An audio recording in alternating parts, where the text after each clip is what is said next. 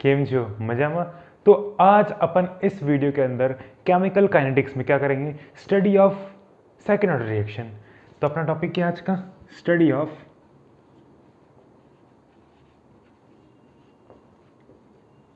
Second order reaction. अच्छा, अपन ने पिछली वीडियो के अंदर nth ऑर्डर के लिए रेट कांस्टेंट का फॉर्मूला पढ़ा था। वो फॉर्मूला क्या था देखते हैं अपन। के T equals to 1/AT minus 1/A0। इसके बाद खिड़की बंद, गेट बंद, गेट के नीचे लगाया लॉक, और लॉक n-1 अपने पास, और फिर विंडोज़ की पावर में लगाया लॉक। ये अपन ने पिछली वीडियो में पढ़ लिया है। अपन बात करते हैं n क्या ऑर्डर। तो ऑर्डर अपने पास सेकेंड ऑर्डर में क्या होगा, n की वैल्यू 2। तो अगर मैं पुट करता हूं n की वैल्यू 2 तो अपने पास क्या आता है, के T equals to 1/2 - 1 bracket 1/AT की पावर 2 - 1। मैंने सिंपली n ऑर्डर की जगह क्या पुट कर दिया, 2, क्योंकि अपने पास n की वैल्यू 2 है। किसके लिए, for second order reaction. Minus 1/A0 की पावर 2 - 1। क्या करा है मैंने, सिंपली मैंने n की जगह क्या पुट करा है, 2। अपन बात करते हैं आगे की। यहाँ पे अगर मैं सोल्व करता हूँ इस इक्वेशन को तो अपने पास 2 - 1 क्या हो गया, 1, 2 - 1 क्या हो गया, 1, 2 - 1 क्या हो गया, 1। तो के टी इक्वल्स टू क्या है अपने पास, 1/AT माइनस 1/A0, क्योंकि ये क्या टर्म हो गया अपने पास 1, ये 1 हो गया, ये 1 हो गया। तो अपन सिंपली क्या लिख सकते हैं, के T equals to 1/AT minus 1/A0। अच्छा, अगर मैं यहां से देखूं, अगर मैं इस टर्म को इधर लेके आऊं तो अपने पास 1/AT क्या हो जाएगा, 1/AT हो जाएगा अपने पास, क्या हो जाएगा, के टी प्लस 1/A0। मैं सिंपली माइनस 1/A0 को इधर ले गया तो अपने पास ये माइनस था, ये किस में कन्वर्ट हो गया, प्लस के अंदर। तो अपने पास 1/AT की वैल्यू क्या आ गई, बताओ, के टी प्लस 1/A0। अब बात करते हैं अपन हाफ लाइफ कि अपने पास हाफ लाइफ क्या होगी सेकेंड ऑर्डर रिएक्शन की। तो मैं बात करता हूं कि अपने पास हाफ लाइफ होती क्या है, what is half life, what is T half, क्या होती है हाफ लाइफ, बताओ। रिएक्टेंट अपनी इनिशियल कंसंट्रेशन का आधा होने में कितना टाइम लेता है, रिएक्टेंट अपनी इनिशियल कंसंट्रेशन का आधा होने में कितना टाइम लेता है, वही क्या होती है हाफ लाइफ या टी हाफ। क्या आपको इतनी बात क्लियर है। तो रिएक्टेंट अपना इनिशियल का आधा हो रहा है, इनिशियल का आधा हो रहा है, तो वो क्या है, टी हाफ। तो अपने पास रिमेनिंग रिएक्टेंट की कंसंट्रेशन क्या है, आधी, आधा कन्वर्ट हो गया तो बच कितना गया, आधा। तो क्या आपको इतनी बात समझ में आई है। तो मैं क्या बोल सकता हूं, अपने पास at T half, T half पे क्या होगा अपने पास, remaining concentration of reactant at time T equals to T half क्या होगी अपने पास, इनिशियल की आधी। देखो अपने पास एटी क्या होता है, एटी होता है remaining concentration of reactant at time T, और अपने पास टाइम टी की वैल्यू क्या है, टी हाफ। तो अपन बात करते हैं कि टी हाफ पे रिमेनिंग कंसंट्रेशन ऑफ रिएक्टेंट कितनी है। देखो इनिशियल का आधा कन्वर्ट हो गया तो बच कितना गया, आधा। क्या आपको इतनी बात क्लियर है। तो एटी की वैल्यू कितनी आ गई, A0/2, इनिशियल की आधी। A0 क्या अपने पास, इनिशियल कंसंट्रेशन ऑफ रिएक्टेंट। क्या आपको इतनी बात क्लियर है। तो अगर मैं एटी की वैल्यू A0/2 पुट करता हूं इक्वेशन नंबर फर्स्ट के अंदर तो क्या होगा अपने पास, देखते हैं अपन। तो मैंने सिंपली के T equals to 1/AT, eighty की जगह पुट कर दिया A0/2, तो अपने पास 1/A0/2 हो गया। तो 2 कहां गया, ऊपर, तो मैंने 2 लिख दिया ऊपर, कोई दिक्कत, माइनस 1/A0। अब मैं देखता हूं आगे, अपने पास यहां पे बेस सेम है तो क्या मैं इसको कॉमन लिख सकता हूं, आई मीन के टी इक्वल्स टू 2 - 1/A0। क्या मैं इसको ऐसे लिख सकता हूं, सिंपली अपने पास बेस क्या है, सेम है, तो मैंने इसको कॉमन लिख दिया। तो अपन बात करते हैं ऊपर क्या बचा, 2 - 1, तो ये कितना हो गया अपने पास, के टी इक्वल्स टू 1/A0। तो अपने पास यहां से टी, अब यहां पे टी क्या है, टी हाफ, तो k into T half equals to 1/A0। तो अपने पास टी हाफ की वैल्यू क्या आ गई 1/a0 इंटू के। तो ये है अपने पास T half for second order reaction. तो अब यहां से मैं और क्या देख सकता हूं कि अपने पास T half is inversely proportional to a0, क्योंकि के क्या है कांस्टेंट अपने पास। तो मैं यहां से क्या बोल सकता हूं for second order reaction T half is inversely proportional to initial concentration of reactant. क्या आपको इतनी बात क्लियर है? बोलो ये सुन लो। अब बात करते हैं अपन आगे कि अपन ने कल वाले वीडियो के अंदर क्या पढ़ा था, nth order formula for rate constant and T half. तो मैंने वहां एक बात पढ़ी थी कि T half is inversely proportional to a0 की पावर n-1। ये अपने पास थर्ड इक्वेशन थी। क्या आपको याद है क्या इक्वेशन पढ़ी थी मैंने? T half is inversely proportional to a0 की power n-1 where n is what order of reaction. क्या आपको ये इक्वेशन याद है? अब इस इक्वेशन का यहां क्या काम है ये सुनना। अगर एक न्यूमेरिकल के अंदर आपको दो कंडीशन दे दे और दोनों कंडीशन का टी हाफ दे दे, मतलब दोनों कंडीशन की हाफ लाइफ दे दे, और दोनों कंडीशन के अंदर आपको दे दे वो एग्जामिनर क्या इनिशियल कंसंट्रेशन ऑफ रिएक्टेंट, और आपको बोल दे कि इस पर्टिकुलर क्वेश्चन के लिए फाइंड करो ऑर्डर ऑफ रिएक्शन, तो आप कैसे निकालोगे? सर आप क्या बोल रहे हो, कुछ समझ में नहीं आ रहा। सुनो फिर से। अपने को एग्जामिनर एक न्यूमेरिकल के अंदर दो कंडीशन दे दे और दोनों कंडीशन का हाफ लाइफ मतलब टी हाफ दे दे, और दोनों कंडीशन के अंदर अपने को इनिशियल कंसंट्रेशन ऑफ रिएक्टेंट भी दे दे, और आपको पूछ ले कि इस पर्टिकुलर क्वेश्चन के लिए निकालो भाई क्या ऑर्डर ऑफ रिएक्शन, तो आप कैसे निकालोगे? तो अपन सिंपली यहां देखते हैं टी हाफ गिवन है, a0 गिवन है, n पूछ रहा है, दो कंडीशन गिवन है, तो क्या मैं दोनों कंडीशन का रेशियो लिख सकता हूं? मतलब T half for first condition upon T half for second condition equals to, अब ये रिलेशन क्या है? Inverse relation. मतलब ऊपर क्या आएगा अपने पास a0 for second condition, first सामने क्या आएगा सेकेंड, क्योंकि ये रिलेशन क्या है? Inverse relation. तो T half for first condition upon T half for second condition equals to initial concentration of second condition की power n-1 upon initial concentration of reactant for first condition की power n-1। मैंने यहाँ पे करा क्या? Simply मैंने 1 के सामने 2 लिख दिया और 2 के सामने 1 लिख दिया, क्योंकि रिलेशन क्या है यहाँ पे? Inverse relation. अपने को क्या पूछ रहा है? ऑर्डर, मतलब n पूछ रहा है अपने को, टी हाफ गिवन है दोनों कंडीशन के लिए और a0 भी गिवन है दोनों कंडीशन के लिए। तो क्या मैं यहां से देखूं तो अपने पास पावर सेम है, तो मैं इसको कॉमन लिख सकता हूं। तो अपने पास T half for first condition upon T half for second condition equals to क्या आ गया अपने पास? a0 for second condition upon a0 for first condition की पावर क्या? n-1। क्या आपको इतनी बात समझ में आई है? तो अपन क्वेश्चन सॉल्व करेंगे इसके ऊपर भाई। आपको ऐसे क्वेश्चंस मिलेंगे जिसके अंदर टेबल गिवन होगी और आपसे पूछेगा भाई निकालो ऑर्डर ऑफ रिएक्शन, बताओ a0 और टी हाफ का रिलेशन, ऐसे क्वेश्चन होंगे। तो उसके अंदर आपको टी हाफ गिवन होगा और क्या दिया हुआ होगा?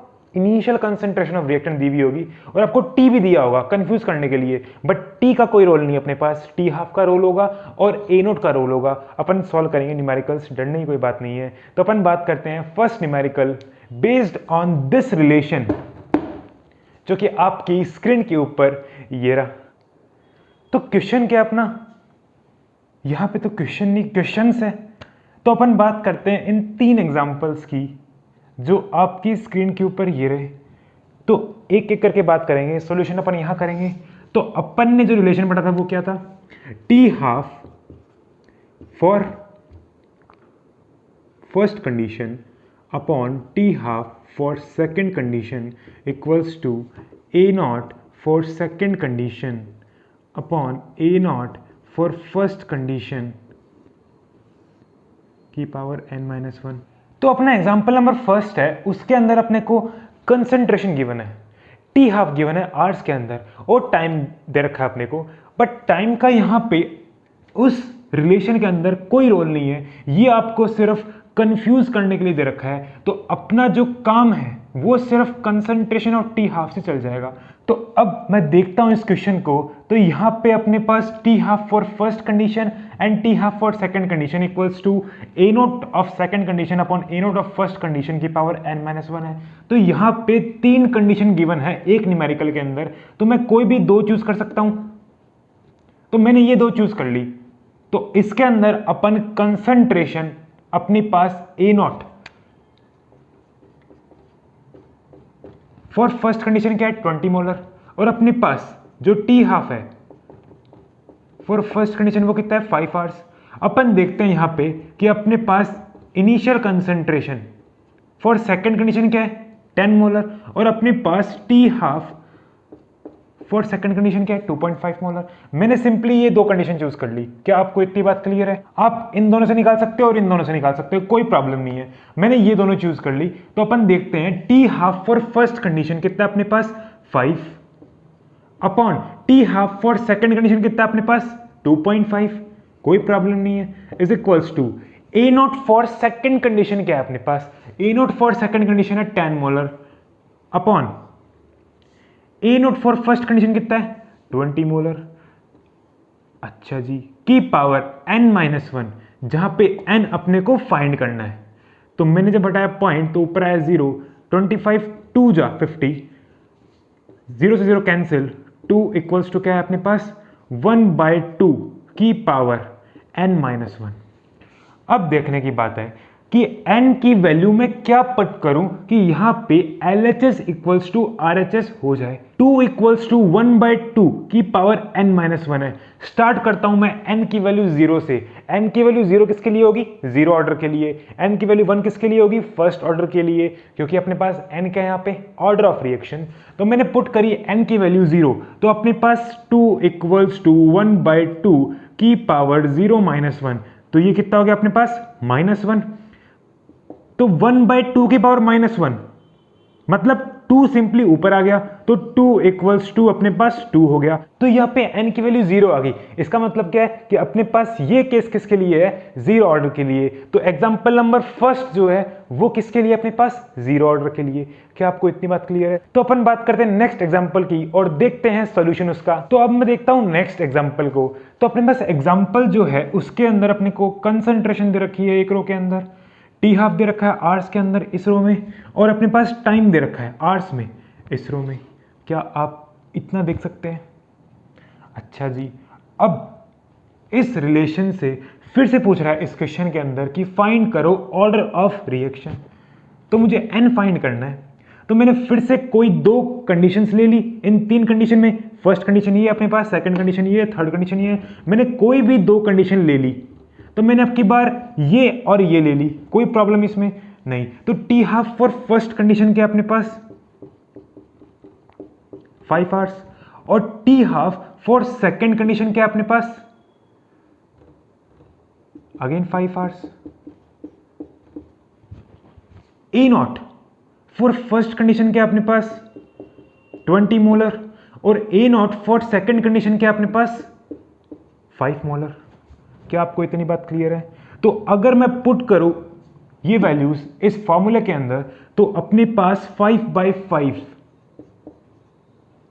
टी हाफ की value for first condition 5 hours, T half की value for second condition again 5 hours equals to A naught for second condition क्या अपने पास 5 molar upon A naught for first condition कितना है 20 मोलर या 20 मोल पर लीटर। तो अपन ने पुट कर दी यहां पे ये वैल्यू, ब्रैकेट n-1, 5 4 20 और ये 1, मतलब मुझे LHS equals to RHS prove करना है। तो मैं n की वैल्यू क्या पुट करूं कि ये साइड इसके इक्वल हो जाए। तो स्टार्ट करते हैं अपन 0 से। तो अगर मैंने पुट करी n की वैल्यू 0, तो 0 - 1 1 या -1 -1, 0 - 1 क्या होगा -1। तो ये क्या आ गया अपने पास 1 इक्वल्स टू 1/4 की पावर -1, मतलब ये 4 इक्वल्स टू 1 आ गया। इसका मतलब क्या हुआ n की वैल्यू 0 नहीं होगी। अपन बात करते हैं यहां पे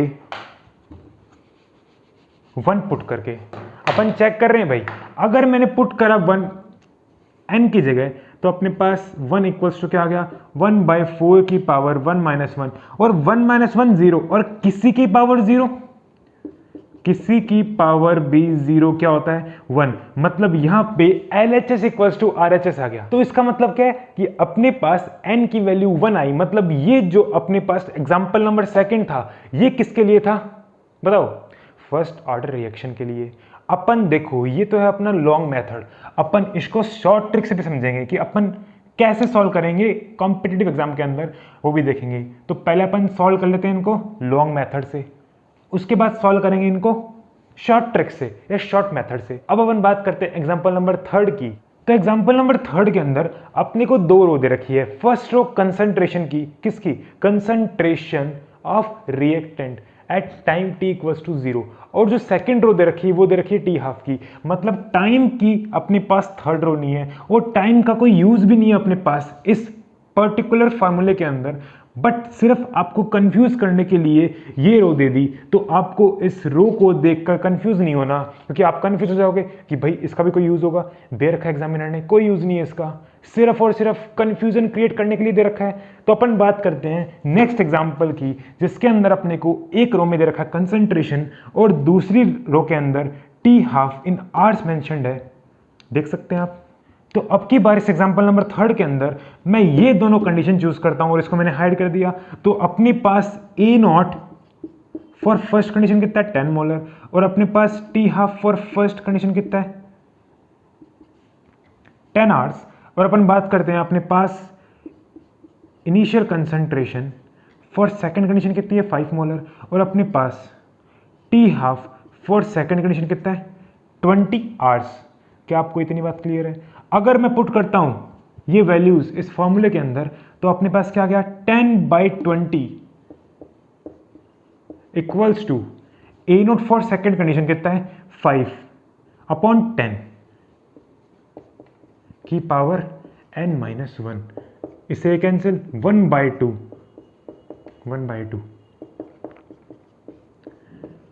तो मैं n की वैल्यू क्या पुट करूं कि LHS इक्वल्स टू RHS हो जाए। तो अगर मैंने पुट करी n की वैल्यू 0 तो यहां पे क्या होगा, इसकी पावर -1, मतलब 1/2 इक्वल्स टू 2 आ गया। तो अपने पास LHS और RHS इक्वल नहीं हुई। तो अगर अब मैं पुट करता हूं n की वैल्यू 1 तो क्या होगा यहाँ पे अपने पास 1 - 1 0 और 1/2 की पावर 0 1, मतलब 1/2 इज नॉट इक्वल्स टू 1, मतलब LHS और RHS इक्वल नहीं हुई। अब पुट करते हैं अपन n की वैल्यू 2, तो 2 - 1 क्या हुआ अपने पास 2 - 1 1, मतलब 1/2 इक्वल्स टू 1/2 हो गया। इसका मतलब इस क्वेश्चन के अंदर अपने पास n की वैल्यू कितनी आई 2, मतलब ये जो पर्टिकुलर एग्जांपल है ये किसके ऊपर फ्रेम हुआ है सेकंड ऑर्डर रिएक्शन के ऊपर। क्या आपको इतनी बात क्लियर है? बोलो यस और नो। तो ये अपना था लॉन्ग मेथड। अब अपन सॉल्व करेंगे शॉर्टकट से या शॉर्ट ट्रिक से, जो आपको समझ में आना चाहिए, बहुत इंपॉर्टेंट है समझना। तो अपन बात करते हैं शॉर्ट ट्रिक या शॉर्टकट की। उससे पहले अपन इस रिलेशन को पढ़ते हैं जो कि अपन बहुत बार पढ़ चुके हैं कि t half is inversely proportional to A0 की power n-1 where n is what order of reaction. और मुझे क्या पता है अगर मैं 0 पुट करता हूं तो A0 की पावर क्या आई -1, तो A0 गया ऊपर, तो t half is directly proportional to क्या आ गया अपने पास A0। ये किसके लिए? 0 ऑर्डर के लिए। और अगर मैं पुट करता हूं यहाँ पे 1, मतलब n की वैल्यू 1 पुट करी मैंने, तो ये किसके लिए हो गया? फर्स्ट ऑर्डर के लिए। तो 1 - 1 क्या हो गया? A0 की पावर 0, और A0 की पावर 0 मतलब 1, मतलब t half is independent of initial concentration. तो ये किसके लिए हो गया? फर्स्ट ऑर्डर के लिए। ये अपन पढ़ चुके हैं बट एक बार रिवाइज कर लेते हैं। और अगर मैं पुट करता हूं यहाँ पे 2, तो 2 - 1 1, मतलब t half is inversely proportional to A0, t half is inversely proportional to A0। ये किसके लिए हो गया अपने पास? सेकंड ऑर्डर के लिए। क्या ये रिलेशन आपको समझ में आया, जो कि अपन बहुत बार पढ़ चुके हैं? ये बार देख लो रिलेशन, ठीक है। अपन ने सिर्फ इस रिलेशन को रिवाइज करा है। अब अपन बात करते हैं शॉर्ट ट्रिक की। देखते हैं अपन शॉर्ट ट्रिक को, शॉर्ट ट्रिक होगी क्या। तो अगर मैं देखता हूं एग्जांपल नंबर 1 को, तो उसके अंदर कंसंट्रेशन और t हाफ का रोल है सिर्फ। टाइम आपको सिर्फ कंफ्यूजन के लिए दे रखा है यहाँ पे। तो अपन देखते हैं किसको, कंसंट्रेशन को। तो कंसंट्रेशन 20 मोलर से 10 मोलर हुई और फिर 10 मोलर से 5 मोलर हुई। मतलब यहां पे कंसंट्रेशन अपने पास हर स्टेप के अंदर आधी हो रही है। तो मैं बात करता हूं आगे कि अपन देखते हैं टी हाफ को। तो टी हाफ भी हर स्टेप पे क्या हो रहा है, आधा। मतलब यहां पे क्या रिलेशन हुआ कि T half is directly proportional to A naught. मतलब ये किसके लिए एप्लीकेबल, अपने पास जीरो ऑर्डर के लिए, क्योंकि यहां पे कंसंट्रेशन हर स्टेप पे आधी हो रही है और टी हाफ भी हर स्टेप पे आधा हो रहा है। इसका मतलब क्या है कि T half is directly proportional to A naught and we know we use this relation for zero order reaction. क्या आपको ये शॉर्ट ट्रिक समझ में आई? अपन बात करते हैं नेक्स्ट एग्जांपल की। एग्जांपल नंबर 2 के अंदर अपने पास कंसंट्रेशन थी 20 मोलर। 20 मोलर से आधी होगी 10 मोलर और नेक्स्ट स्टेप में 10 मोलर से आधी होगी, बट टी हाफ पे कोई इफेक्ट नहीं पड़ा। इसका मतलब T half is independent of initial concentration. और ये किसके लिए होता है, फर्स्ट ऑर्डर के लिए। क्या आपको ये शॉर्ट ट्रिक समझ में आई है? अपन बात करते हैं एग्जांपल नंबर 3 की। यहां पे क्या होगा, कंसंट्रेशन अपने पास इनिशियली कितनी थी, 20 मोलर। 20 मोलर से आधी हुई फर्स्ट स्टेप के अंदर और 10 मोलर से आधी होगी नेक्स्ट स्टेप के अंदर, बट टी हाफ आपके बाद डबल हो गया। मतलब यहां पे क्या है कि अपने पास टी हाफ और ए नॉट का इनवर्स रिलेशन हुआ है। ऐसा क्यों हुआ कि अपने पास कंसंट्रेशन तो आधी हो रही है बट टी हाफ दुगना हो रहा है। इसका मतलब T half is inversely proportional to initial concentration. क्या आपको इतनी बात क्लियर है? तो ये किसके लिए होता है, सेकंड ऑर्डर के लिए। इसलिए अपन ने एक बार सारे फॉर्मूलेज रिवाइज करे थे। क्या आपको इतनी बात क्लियर है? क्या आपको शॉर्ट ट्रिक समझ में आई है? तो अगर आपको यहां तक शॉर्ट ट्रिक, लॉन्ग मेथड और सेकंड ऑर्डर के बेसिक फॉर्मूलेज जो अपन ने डेवलप किए थे nth ऑर्डर के फॉर्मूले से, तो अगर आपको यहां तक समझ में आया है, then don't forget to like this video, share this video and finally see you off. Thanks for watching Upadhyay Chemistry.